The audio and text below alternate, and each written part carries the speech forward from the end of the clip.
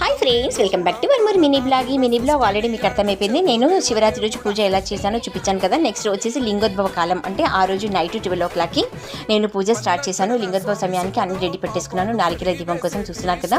ఆ తర్వాత ఇంకా పూజ వచ్చేసి నేను కొబ్బరి నీళ్ళతో అభిషేకం చేశాను. ఆ తర్వాత విభూతితో కూడా అభిషేకం చేశాను. నెక్స్ట్ వచ్చేసి గంగాజలంతో కూడా అభిషేకం చేశాను. సో ఆ శివుని యొక్క అనుగ్రహం అందరిపైన ఉండాలని కోరుకుంటూ ఈ మినీ బ్లాగ్ పెడుతున్నాను. చూస్తున్నారు కదా ఫ్రెండ్స్.